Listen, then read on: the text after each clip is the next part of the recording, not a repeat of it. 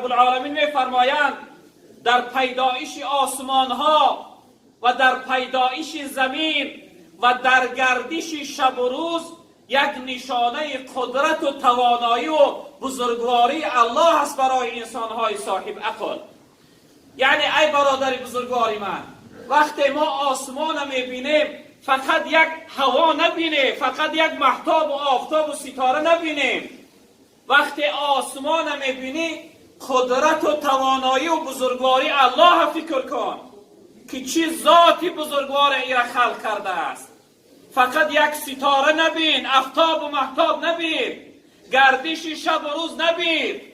وقتی آفتاب دیدی که در این آفتاب یعنی آسمان آفتاب میبراید، مهتاب میبراید، ستاره ها میبراید، ابرها میگردن، شمال میگرده، در این یعنی قدرت و توانایی پروردگار را نگاه کن.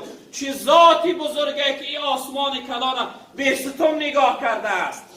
یک عمارت اندک ما را ببین چند ستون داره. قدرت و توانایی پروردگار را ببینه برادران عزیز که این آسمان کلان به ستون نگاه داره. تا امروز برادر بزرگوار کدام من و شما در این فکر کرده بودید؟ کدام ما و شما را در فکر آمد که چه ذاتی بزرگه که این عالم خلق کرده است؟ و زمین میبینید در زیر پای من و شما آرام ایستاده است. در روی زمین نوعی مخلوقات حرکت میکنند، چی از درنده و پرنده و چرنده و گزنده و دونده و رونده نوعی مخلوقات در روی زمین حرکت میکنند. چی میبینی برادر عزیز؟ یک مورچه را میبینی چقدر خرد و اندک و میده هست. اون دل داره، اون جگر داره، اون شکم داره، اون روده داره، در بدن او خون حرکت میکنه. چه قدرتی بزرگی او را خلق کرده است الله رب العالمین. باید انسان فکر داشته باشه. گردش شب و روز ببین برادر عزیز، وقتی روز شد دنیا همه روشن میشود، همه در حرکت میدراید، اما وقتی شب شد همه تاریک میشه، همه آرام میگیرن. چه قدرتی بزرگی داره الله رب العالمین که این دنیای تاریک دوباره روشن میگردانه.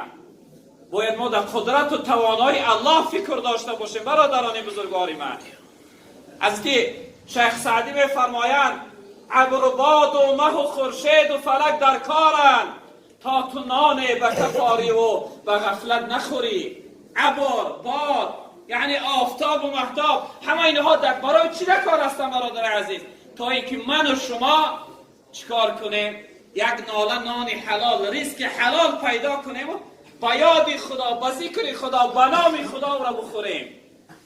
از چی میگه این همه بحر تو سرگشته و فرمان بردار، شرط انصاف نباشد که تو فرمان نبری. همه برای ته انسان. ببین گردش شب و روز، آفتاب و مهتاب همه در خدمت تو هستند، اما تو باید چیکار کنی؟ در این نعمتهای خدا شکرگزار باشی و اینها را یعنی به خوبی استفاده ببری. رب العالمین چی گفت؟ این قدرت و توانایی منه فقط انسانهای صاحب عقل میفهمند، شخصیت‌هایی که در غفلت نیستند. این بزرگواری منه، این خلق کنندگی منه، توانایی منه، بزرگی منه انسانهای صاحب عقل میفهمند. صاحب عقل ها را خداوند خودش بیان کرده است. کی هستند برادران عزیز؟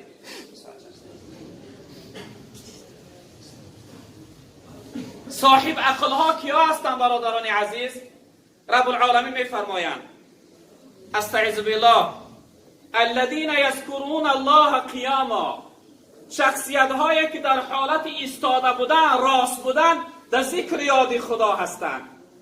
برادران بزرگوار، فقط ذکر زبانی نیست. ذکر فقط سبحان الله، الحمدلله، لا اله الا الله نیست. هر جای می روی ببین که محبت و دوستی و امر خدا هست یا نه، اینم ذکر خدا هست.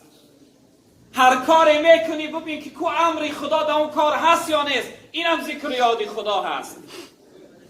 هر فکری میکنی، هر نگاهی میکنی، هر چیزی میشنوی، هر چیزی میگویی، وقتی محبت و امر خدا باشه این ذکر یاد خدا هست.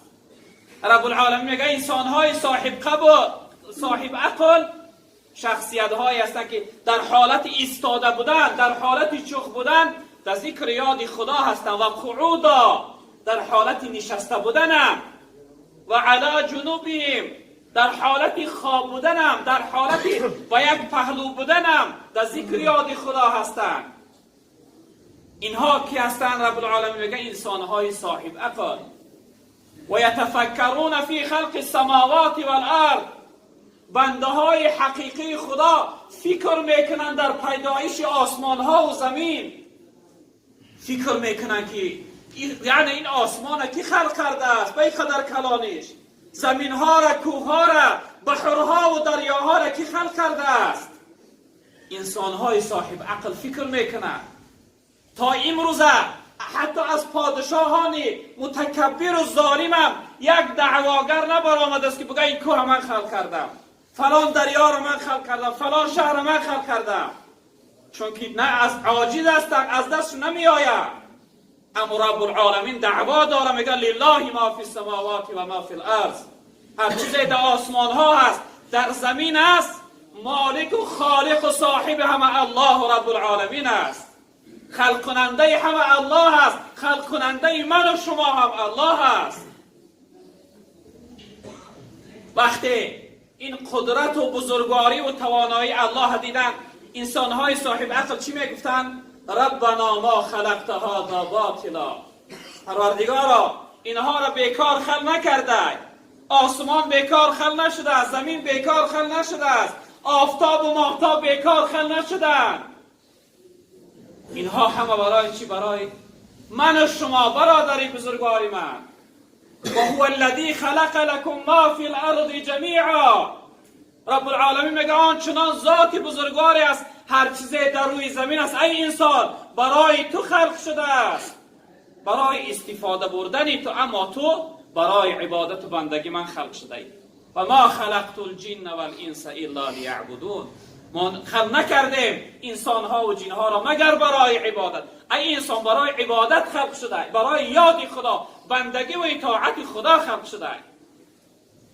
انسان های صاحب عقل میگفتند پروردگارا اینها را بیکار خلق نکرده، سبحانک فقینا عذاب النار. تو پاکیزه هستی، ما را از عذاب دوزخ و جهنم نجات بدی، خلاص بگردان.